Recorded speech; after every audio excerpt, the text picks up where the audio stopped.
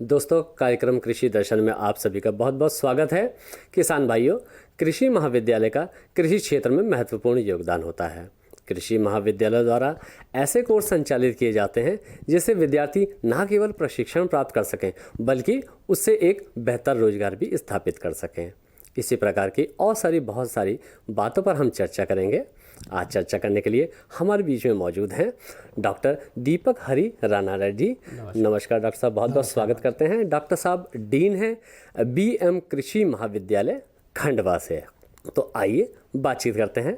Doctor साहब, सबसे पहले तो हम ये जानना चाहेंगे कि बीएम कॉलेज जो कृषि महाविद्यालय है, इसमें कौन कौन से कोर्स चलाए जा रहे हैं और वे कौन से कोर्स हैं जो विशेष तौर से रोजगारोन्मुखी कोर्स हैं वो? जी, मैं आपको बताना चाहूँगा कि BM college of agriculture Khandwa जो है कृषि महाविद्यालय, राजमाता विजयाराजे सिंधिया कृषि विश्वविद्यालय ग्वालियर के अंतर्गत आता है और यह कॉलेज 1986 से कार्यरत है। और यहाँ पे वर्तमान में 2 प्रकार के कोर्स चलाए जाते हैं। स्नातक स्तर पर बीएससी एग्रीकल्चर ऑनर्स और एमएससी पैथोलॉजी एग्रीकल्चर, जिसमें हम 2 कोर्स चलाते हैं। और इस प्रकार से स्नातक और पैरास्नातक कोर्सों का आयोजन किया जाता है। और मैं आपको बताना चाहूँगा कि यहाँ पर जो कोर्स संचालित किए जा रहे हैं भारतीय कृषि अनुसंधान परिषद की अनुशंसा पर किए जा रहे हैं। अभी वर्तमान में 5th डीन कमेटी के अनुसार से सिलेबस चल रहा है, पर इसी सत्र से 6th डीन कमेटी, जो 6ठी डीन कमेटी है, उसकी अनुशंसा के आधार पर जो नया सिलेबस बनाया गया है उसके आधार पर ये कोर्स चलाया जा रहा है। और हमारा वर्तमान में ये पहला बैच अभी इस अक्टूबर माह से ही यहाँ पर आया हुआ है, जिसकी शुरुआत में हम दीक्षारंभ से की है। और 15 दिन को उनको लगातार किस प्रकार से यह महाविद्यालय विश्वविद्यालय कार्य कर रहा है, इस क्षेत्र की क्या क्या फसलें हैं और सामान्य जानकारी क्या है, किस प्रकार का यहाँ पर पर्यटन है, किस प्रकार के यहाँ पर स्थल हैं, किस प्रकार से धार्मिक नगरी है, किस प्रकार से माननीय किशोर कुमार जी की नगरी रही है, इसके बारे में जो छात्र अनेक हिस्सों से आए हैं राज्य के, उनको ये जानकारी दी जा रही है। और साथ ही उनको प्रोत्साहन दिया जा रहा है, क्योंकि वर्तमान में आप जानते हैं कि सभी छात्रों की रुचि मेडिकल या इंजीनियरिंग की तरफ होती है। और जो छात्र अभी वर्तमान में पीएटी के माध्यम से आते हैं, उनकी जो विकल्प के रूप में उनको जब मिलता है तो उन्हें लगता है कि ये हमारे लिए नया कोर्स है, तो उनको इस बारे में जानकारी दी जाती है। और 15 दिन में ये पूरा प्रयास किया गया है कि इनकी रुचि इस ओर हो, और इसके माध्यम से हम बीएससी एग्रीकल्चर का उनको डिग्री के लिए करेंगे।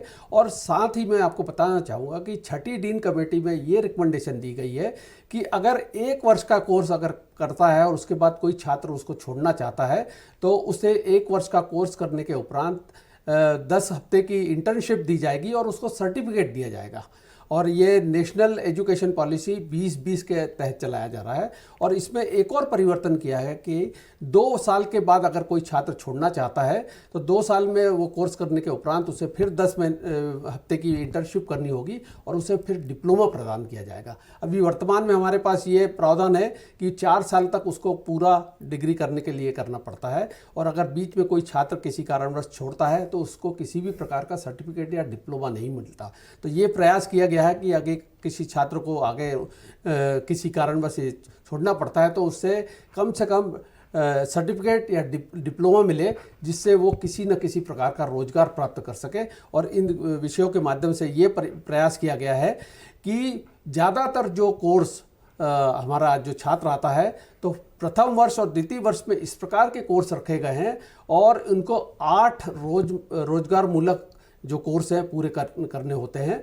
तो इनमें अनेक प्रयास किए गए हैं कि मशरूम उत्पादन, हाईटेक उत्पादन हॉर्टिकल्चर का किस प्रकार से किया जाए, हमारे जल एवं मृदा का परीक्षण किस प्रकार से किया जाए, और दूसरा मार्केटिंग किस प्रकार से की जाए, कुक्कुट पालन के रूप में क्या किया जाए, फूड प्रोसेसिंग के बारे में क्या जानकारी दी जाए। तो अनेक ऐसे विषय हैं जो रखे गए हैं और वो छात्र अपनी रुचि के आधार पर इन विषयों में पारंगत हो सकते हैं। और जो उनको स्किल डेवलपमेंट की जो बात करते हैं हम, तो उसके माध्यम से वो अगर बीच में भी छोड़ते हैं तो उसके उपरांत भी उनको रोजगार प्राप्त हो सके, और साथ ही अगर वो पूरी डिग्री भी करते हैं तो वो एक व्यवस्थित स्नातक के रूप में निकले, जिससे वो जॉब प्रोवाइड ना करें, सीकर ना बने, बल्कि जॉब प्रोवाइड करने के प्रोवाइडर बने। तो इस प्रकार से आमूलचूल परिवर्तन किया गया है। पर अब वर्तमान में हमारे यहाँ अभी दोनों कोर्स आधारित है, और अभी वर्तमान में हम ये करते हैं कि चौथे वर्ष में विद्यार्थियों को 6 महीने के लिए किसानों के खेतों तक भेजा जाता है, क्योंकि आप जानते हैं कि अगर थ्योरी के साथ साथ प्रैक्टिकल भी अनुभव हो तो ये 6 महीने किसानों के यहाँ रहते हैं, और फसल की बुआई से लेके कटाई तक, और उसके उपरांत उसमें क्या क्या प्रौद्योगिकी करनी होती है, उसकी क्या क्या प्रोसेसिंग करनी होती है, ये किसान के यहाँ से खुद सीख कर आते हैं। तो एक उनकी रुचि भी निर्माण होती है, और किस प्रकार से वो अगर खेती करने चाहता है, आधुनिक खेती करना चाहता है, तो किस प्रकार से वो उसकी जो खेत में सीख के आया है उसके आधार पर खेती करे, और जो कृषि का उत्पादन बढ़ाए और नई नई तकनीक को अपनाए। और जब ये 6 महीने के बाद किसानों के यहाँ से आ जाता है तो उनको 6 महीने फिर ELP के माध्यम से, मतलब किस प्रकार से हम काम करते हुए प्रॉफिट प्राप्त करें, तो इसको मशरूम किस प्रकार से उगाया जाता है, किस प्रकार से हाईटेक नर्सरी या पॉली हाउसेस पे नर्सरी डेवलप की जाती है, एग्रो हार्टी पर किस प्रकार से काम किया जाता है, या फूड प्रोसेसिंग के हम क्या क्या, जैसे आंवला है आपका और प्रोडक्ट है, उनकी क्या प्रोसेसिंग करके उनके मूल्य वर्धन किया जाए, कुक्कुट पालन है, किस प्रकार से पोल्ट्री प्रोडक्शन किया जाए, किस प्रकार से अंडे का उत्पादन किया जाए, और किस प्रकार से आय बढ़ाई जाए। तो ऐसा भी अभी प्रयास वर्तमान में 5th डीन कमेटी के आधार पर किया जा रहा है, और आमूलचूल परिवर्तन के साथ में इसमें जो परिवर्तन किया गया है उसमें भी यह प्रयास किया गया है कि ज़्यादा से ज़्यादा विद्यार्थी कृषि की तरफ आकर्षित हो, और कृषि को आधुनिक बनाकर और स्वरोजगार निर्माण करें और लोगों को रोजगार दें। तो इस प्रकार के प्रयास किए जा रहे हैं। जी जी बिल्कुल। दोस्तों, कृषि दर्शन कार्यक्रम में वक्त है एक छोटे से ब्रेक का। मिलते हैं एक ब्रेक के बाद। अरे सुन तो। मुझे क्या सुनाना चाहते हो? जो सुनाओ मेरी सौतन को। किसको? अरे वही तुम्हारा मोबाइल फोन जिससे सुबह शाम दिन रात चिपके रहते थे और कहते थे किसान कॉल सेंटर से बातें हो रही हैं। अच्छा ये बात है। हाँ, क्यों? क्या हुआ? अब बात नहीं होती क्या? अब तो झट से बात हो जाती है। संबंधी समस्याओं का अपनी भाषा में तुरंत हल पाने के लिए पूरे भारत में किसी भी फोन से हेल्पलाइन नंबर पर संपर्क करें। किसानों का दोस्त किसान कॉल सेंटर। दोस्तों, कार्यक्रम कृषि दर्शन में ब्रेक के बाद आप सभी का पुनः स्वागत है। डॉक्टर साहब, जैसा कि हम जानते हैं कि ये कॉटन का बेल्ट है यहाँ पे, तो जो हमारा जो कपास अनुसंधान केंद्र से जो रिकमेंडेशंस आती होंगी तो वो आपका, तो किस प्रकार से आप उन रिकमेंडेशंस को आगे बढ़ाते हैं ताकि उससे जो हमारे कृषक बंधु हैं उनको भी लाभ मिल सके, इसके बारे में बताएं। मैं आपको बताना चाहूँगा कि इस महाविद्यालय में ये कृषि अनुसंधान परियोजना विगत 25 वर्षों से कार्यरत है, और इसमें तमाम किस्में जो आधुनिक किस्में हैं कॉटन की या कपास की, उनका बनाया गया है। और मुख्य तौर से अब मैं आपको बताना चाहूँगा कि भारतवर्ष की पहली कलर कॉटन जो रंगीन कपास है, इसका भी यहाँ पर वैज्ञानिक तरीके से निकाला गया है, और किसानों के बीच ये बहुत लोकप्रिय हुई थी। तो मैं आपको बताना चाहूँगा लगातार इस पे काम हो रहा है, और मैं आपको बताना चाहूँगा कि जो जो अनुशंसा इससे प्राप्त होती है, सबसे पहले तो हमारा ये प्रयास रहता है कि जब खेतों में अनुसंधान कार्य करते होते हैं उस समय जो हमारे तमाम जो किसान भाई हमारे यहाँ आते हैं महाविद्यालय में, या हम कृषि विभाग के माध्यम से उनको आमंत्रित करते हैं कि वो खेतों में जाकर देखें कि किस प्रकार से नई नई किस्में जो हमारे यहाँ जो किसानों तक नहीं पहुँची है उसमें स्वयं वो आकलन कर सकें कि किस प्रकार से उनका उत्पादन हो रहा है, किस प्रकार से जो रेशे हैं किस प्रकार से उनकी लंबाई सामान्य रेशों की तुलना में अधिक है, किस प्रकार से वो मजबूत है। तो किसान ऑन द स्पॉट ये देख सकते हैं कि जो मैं खेतों में अपनी किस्में उगा रहा हूँ उसके मुकाबले कृषि महाविद्यालय में जो प्रयास किया जा रहा है तो किस प्रकार की किस्में, तो एक तो उनको प्रदर्शन के माध्यम से बताया जाता है, और जब इसकी अनुशंसा आ जाती है तो हम कृषि विभाग के माध्यम से, हमारे कृषि विज्ञान केंद्र के माध्यम से और हमारे विश्वविद्यालय के विस्तार विभाग के माध्यम से किसानों तक पहुंचाते हैं इनको, और इनका प्रदर्शन अलग अलग खेतों में करते हैं। आपने अग्रिम पंक्ति प्रदर्शन देखा होगा, और साथ ही उनको ये प्रोत्साहन किया जाता है कि ये देख कर आप आएँ और किस प्रकार से अपनाएं। तो आप जानते हैं सीइंग इन बिलीविंग है ना, कहा जाता है कि देख के ही विश्वास होता है। तो किसान भाई जब देखते हैं तो इसको अपनाते हैं और वो स्वयं किस प्रकार से अपने खेतों तक ले जाते हैं, क्योंकि कोई भी किसान भाई यही चाहेगा कि वो अधिक से अधिक उत्पादन प्राप्त करे बिल्कुल और अधिक से अधिक आधुनिक तकनीक को वो अपने खेतों तक ले जा सके। जी जी सर, वहीं हम बात करें सीमांत कृषकों की बात करें, आर्थिक रूप से कमज़ोर कृषक भी है और साथ में महिलाएं भी शामिल हैं, तो सर ऐसे कौन से ट्रेनिंग प्रोग्राम्स हैं जो उनके लिए चलाए जा रहे हैं ताकि वे मतलब आत्मनिर्भर बन सकें? जी बिल्कुल, आपने बहुत अच्छी बात की। मैं आपको बताना चाहूँगा कि हमारा ये मुख्य कार्य, खास तौर से कृषि महाविद्यालय खंडवा की बात करें तो ये केवी के माध्यम से किया जा रहा है। जी। और इसमें तमाम प्रशिक्षण आयोजित किए जाते हैं और इसमें खास तौर से ये ध्यान रखा जाता है कि सीमांत और छोटे किसान हैं और साथ है जो महिला हमारे कार्यकर्ता हैं या उद्यमी है या महिला किसान हैं, उनको किस प्रकार से आगे बढ़ाया जाए। तो मैं आपको उदाहरण देना चाहूँगा कि एक तो ये प्रयास किया जा रहा है कि हमारे यहाँ जो कुक्कुट पालन है, कड़कनाथ जो सामान्य रूप से इस क्षेत्र में नहीं पाई जाती, तो हमारे केवीके में उसका उत्पादन किया जा रहा है और साथ ही उनको प्रशिक्षण दिया जाता है कि अगर आप अपने घर तक ले जाते हैं तो उसका किस प्रकार से पालन करेंगे, किस प्रकार से इसको फीड देना है, किस प्रकार से उनका पोषण करना है जिससे आप सही उनमें आकार बढ़ा सकें, उनकी वजन में वृद्धि कर सकें और जो अंडों का उत्पादन है किस प्रकार से उसको आप सेल कर सकें। तो हम उनको प्रोत्साहन के रूप में हमारे यहाँ जब भी ट्रेनिंग होती है तो हर एक किसान को 10 से 15 चूजे खुद प्रदान करते हैं और उसके उपरांत उनको कहा जाता है कि आप ये देखें। तो ये जितने भी प्रयास किए गए हैं तो उसमें ये देखा गया है कि हमारे द्वारा जो दिए गए हैं किसानों का, वो आज तक बहुत अच्छा लालन पालन कर रहे हैं और उसके माध्यम से जो सामान्य देसी किस्में हैं कुक्कुट की, उसके आधार पर ज़्यादा से ज़्यादा उत्पादन प्राप्त करके आय भी प्राप्त कर रहे हैं। जैसे आपने महिलाओं की बात की तो आपको मैं बताना चाहूँगा कि सबसे बड़ी एक समस्या हमारे यहाँ महिला और बच्चों में स्वास्थ्य को लेकर होती है। तो हमारे यहाँ प्रदर्शन किया जाता है कि जो किचन गार्डन है हमारा या खेती बाड़ी, घर की खेती होती है किसानों की, किस प्रकार से पोषक वाटिका उसमें बनाई जाए। पोषक वाटिका का यह उद्देश्य रहता है कि उसमें इस प्रकार से अलग अलग सब्जी बनाई जाए जिसमें बहुत सारे जो हमारे तत्व रहते हैं, विटामिन हैं और भी जो न्यूट्रिएंट हैं, वो किस प्रकार से हमारे महिलाओं को मिले और उसमें अलग अलग किस्मों का प्रदर्शन किया जाता है। तो आप केवीके में आकर देखेंगे कि वो देखते हैं जब, तो वो महिलाएं खुद देखती हैं कि अगर मैं इनको अपने घर में उगाती हूँ, क्योंकि सामान्य सभी लोग सब्जियां उगाते हैं, किस प्रकार से हम इसका प्रदर्शन करें कि हर दिन उसको लगातार पोषक आहार मिलता रहे। तो इसके माध्यम से भी प्रयास किया जा रहा है और अगर इसको वो कमर्शियल रूप में अपनाती है तो वो बाजारों तक भी पहुंचता है और उनको आय में उत्पादन हो रहा है। साथ ही मैं आपको बताना चाहूँगा, उनको प्रशिक्षण दिया जाता है महिलाओं को कि किस प्रकार से हमारे जो प्रोडक्ट है, जैसे आंवला है, अन्य पदार्थ है, बेल है और दूसरे प्रोडक्ट हैं, उनको किस प्रकार से प्रोसेस किया जाए। और मैं आपको बताना चाहूँगा कि कोदो कुटपी जो हमारी बात कर रहे हैं, श्री अन्न पे बात दिया जा रहा है और आप जानते हैं कि ये पौष्टिक आहार इनसे बनाया जा रहा है। तो इनका लगातार प्रशिक्षण उनको दिया जा रहा है और ये कहा जा रहा है और ये भी यहाँ पर यह भी प्रोत्साहन दिया जा रहा है कि महिलाएं खुद क्या बन रही है और उसमें क्या प्रकार से एडिशन किया जाए जिससे उससे न्यूट्रिएंट वैल्यू और ज़्यादा हो जाए और महिलाएं अपना रोजगार और बढ़ा सकें। तो इस प्रकार से पूरा प्रयास किया जा रहा है कि महिलाओं को भी सशक्तिकरण किया जाए और हमारे छोटे किसान हैं उनको भी हमारी ओर से और प्रोत्साहन राशि देके इस पदार्थ के जैसे आयाम के रूप में या कह दीजिए आदान के रूप में कुक्कुट पालन के माध्यम से।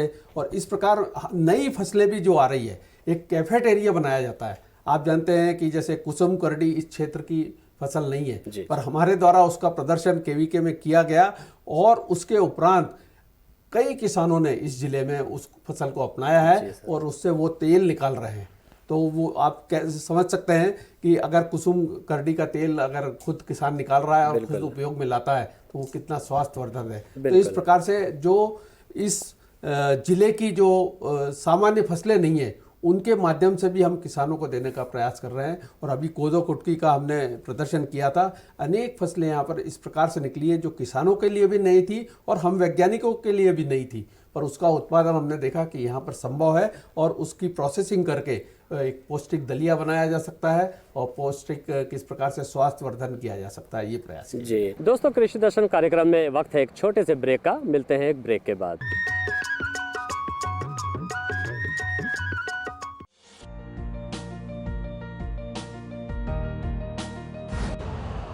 यूरिया का स्वदेशी उत्पादन 70 लाख टन बढ़ाने के लिए 6 उर्वरक संयंत्रों का उद्धार किया जा रहा है। FCIL के गोरखपुर, सिंदरी, तलचर और रामागुंडम संयंत्र, HFCL की बरौनी इकाई और BVFCL की नामरू फोर्थ। सोने पर सुहागा ये है कि देश में अब बनेगा सिर्फ नीम लेपित यूरिया, क्योंकि इससे होगा किसानों का फायदा ही फायदा। अनाज का उत्पादन 10% तक बढ़ेगा। बढ़ेगी 10 से 15% नाइट्रोजन क्षमता।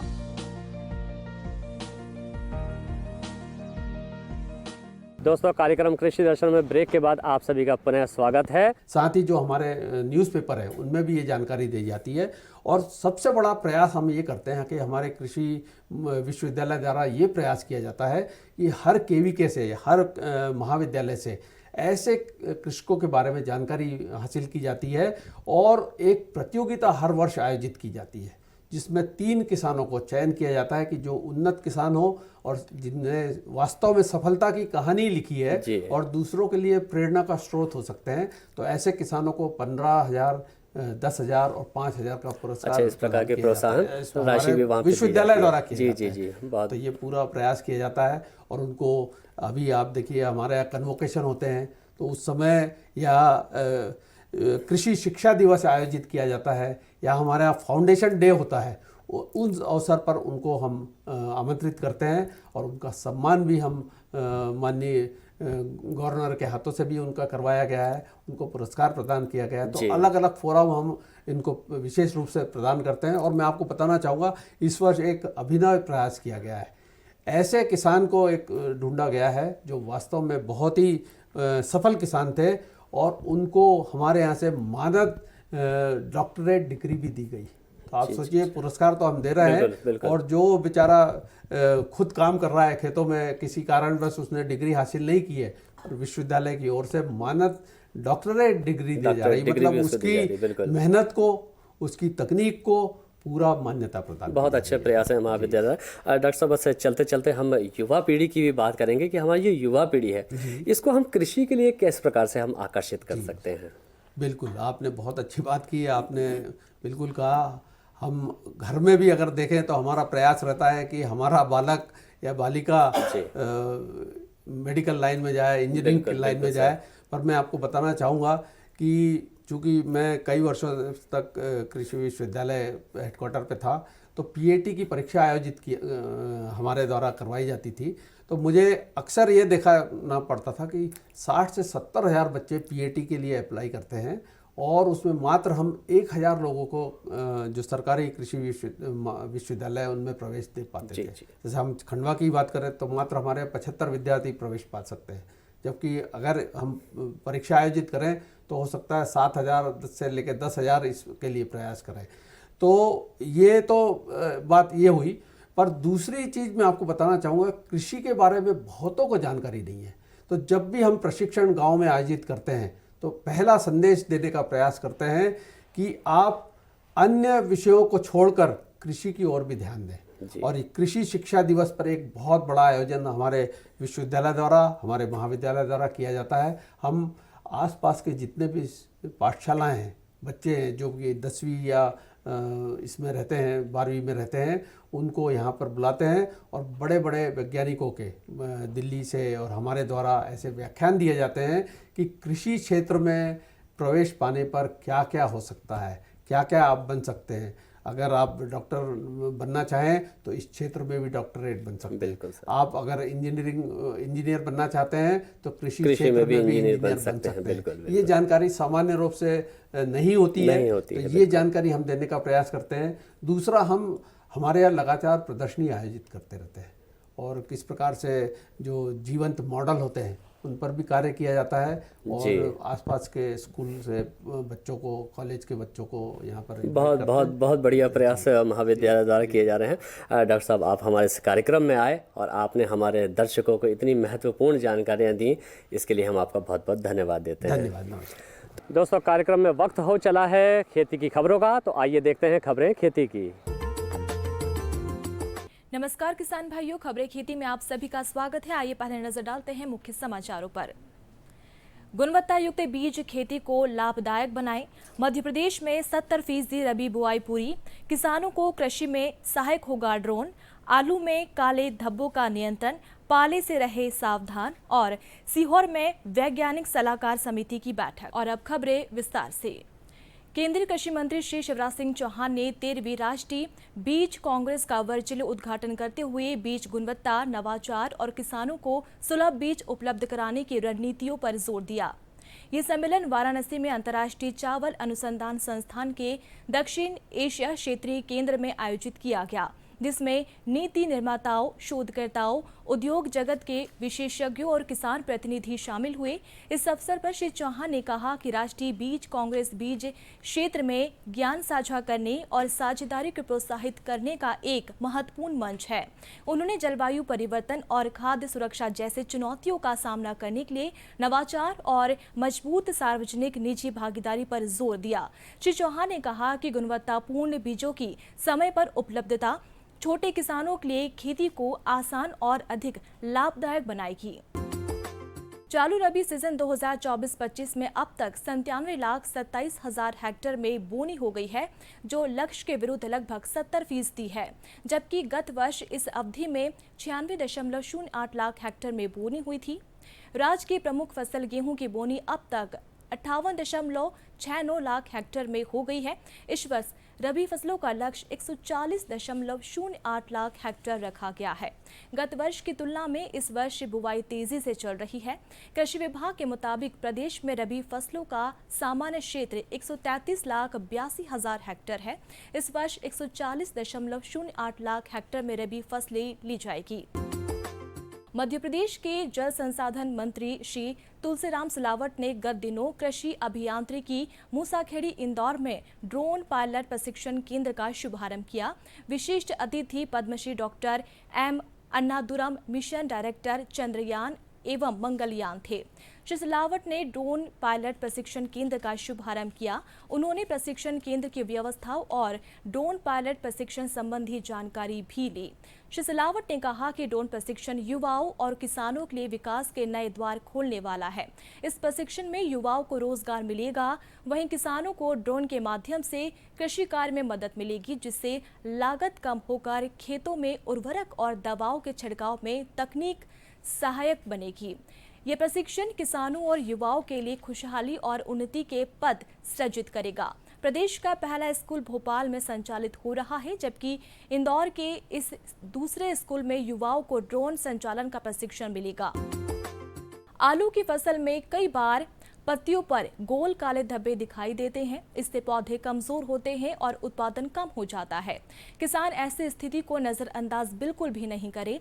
नजदीकी कृषि विज्ञान केंद्र के वैज्ञानिकों से संपर्क करें या कृषि विभाग के अधिकारियों से सलाह लें। आलू की फसल पिछेती झुलसा से रातों रात चौपट हो सकती है। अगेती झुलसा की रोकथाम जरूर करें। इसकी रोकथाम के लिए 2 ग्राम डाइथेन M45 दवा प्रति लीटर पानी में घोल बनाकर 15 दिनों के अंतर से 2 छिड़काव करें। पिछेती झुलसा में पत्तियों के किनारों से झुलसने के लक्षण दिखाई देते हैं और रात में भरपूर आर्द्रता, कम तापमान के बाद इसके आने की संभावना बढ़ जाती है।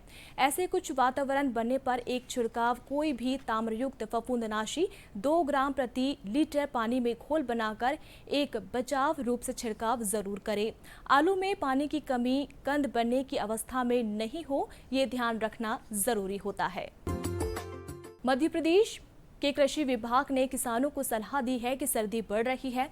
यदि कुछ क्षेत्रों में तापमान कम रहता है तो इसे गंभीरता से लें।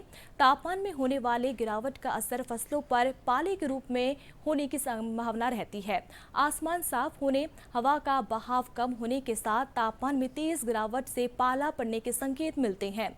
शरीर पर तापमान का असर थरथराहट के रूप में महसूस होता है। किसानों को समझाइश दी गई है कि यदि पाला पड़ने की संभावना हो तो रात्रि में तीसरे और चौथे पहर खेत की मेड़ों पर कचरा तथा खरपतवार आदि जलाकर धुआं करें, जिससे धुएं की परत फसलों के ऊपर छा जाए। भारत सरकार के कृषि मंत्रालय ने सलाह दी है कि शुष्क भूमि में पाला पड़ने का जोखिम अधिक होता है, अतः फसलों में स्प्रिंकलर के माध्यम से हल्की सिंचाई करें। सेवनिया स्थित CRDE कृषि विज्ञान केंद्र के सभागार में 33वीं वैज्ञानिक सलाहकार समिति की बैठक आयोजित की गई। बैठक में बताया गया कि इस बैठक का प्रमुख उद्देश्य कृषि विज्ञान केंद्र द्वारा आयोजित गतिविधियों को प्रस्तुत करना तथा सदस्यों द्वारा दिए जाने वाले सुझावों को केंद्र की कार्य योजना में शामिल करके परिणाममूलक स्वरूप प्रदान करना काम है। बैठक में कृषि विज्ञान केंद्र द्वारा विगत खरीफ मौसम में आयोजित की गई गतिविधियों एवं आगामी रबी मौसम में आयोजित की जाने वाली गतिविधियों के बारे में विस्तार से जानकारी दी गई।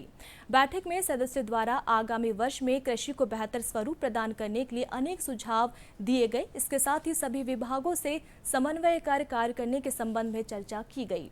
बैठक में कृषि विज्ञान केंद्र के एग्जीक्यूटिव डायरेक्टर श्रीमती शारदा फोगाट की अध्यक्षता में ICAR अटारी जबलपुर के director doctor SRK Singh online माध्यम से जुड़े। कार्यक्रम में ट्रेजरर श्री संतोष ठाकुर, CRDE कार्यकारिणी परिषद के सदस्य श्री PK विश्वकर्मा, वरिष्ठ वैज्ञानिक डॉक्टर MP सिंह, वरिष्ठ वैज्ञानिक क्षेत्रीय दलहन अनुसंधान केंद्र फंदरा के डॉक्टर दीपेंद्र दत्ता सहित अनेक अधिकारी उपस्थित थे। बैठक में जिले के प्रगतिशील किसानों ने भी भाग लिया।